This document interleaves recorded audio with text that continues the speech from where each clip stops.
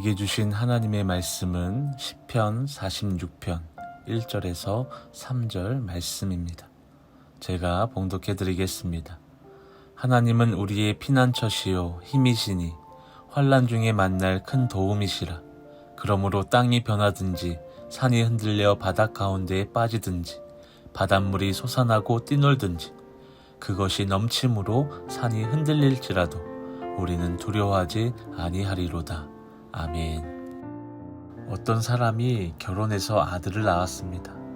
세계적으로 유명하고 똑똑한 사람들이 부러워서 아들이 똑똑해지기를 바라며 아인슈타인 우유를 먹여 키웠다고 합니다.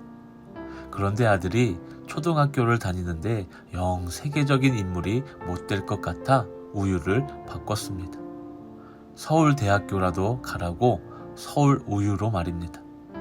그런데 아들이 중학교를 가보니 서울대도 가기 힘들 것 같아서 아쉽지만 한 단계 낮춰서 연세 우유를 먹였다고 합니다.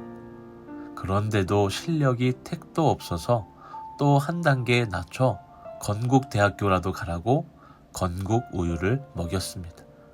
그런데 아들 녀석이 고등학생이 되니 건국대 근처도 못 갈 것 같아서 마지막으로 우유를 바꿨습니다. 저지방 우유로 말입니다. 지방에 있는 대학이라도 붙어주길 바라면서 말이지요. 똑똑한 사람들이 부러워 시작한 아들 바라기는 결국 실패로 돌아갔습니다. 참으로 안타까운 이야기입니다. 물론 우스갯소리로 만든 이야기겠지만 실제로 얼마나 많은 사람들이 세상의 유익함을 부러워하며 살고 있는지 모르겠습니다. 그런데 말입니다. 세상의 유익을 부러워할 것 하나 없는 이유가 있습니다. 세상의 유익은 영원하지 않기 때문이지요. 우리는 헛된 것을 부러워하는 삶을 살면 안 됩니다. 그렇다면 어떤 삶을 부러워해야 할까요? 오늘 본문 말씀 1절에 하나님은 우리의 피난처시요 힘이시니 환난 중에 만날 큰 도움이시라고 말씀하고 있습니다. 하나님께서 피난처가 되어주시고 힘이 되어주시며 환난을 만날 때마다 큰 도움이 되어주시는 삶이 세상에서 가장 부러운 삶인 것입니다.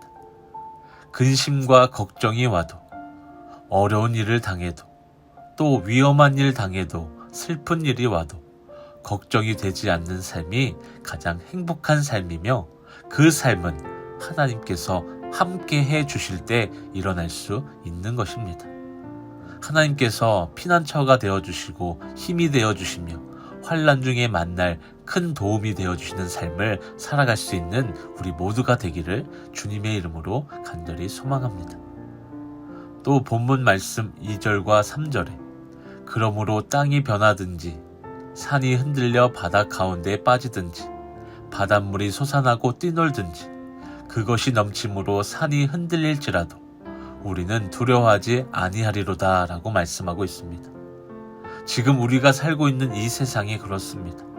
코로나 바이러스 뿐만 아니라 수많은 사건과 사고, 전쟁의 위협, 그리고 기후변화로 인해 땅이 변하고 산이 흔들리는 큰 어려움 속에 두려움을 안고 살아가고 있습니다.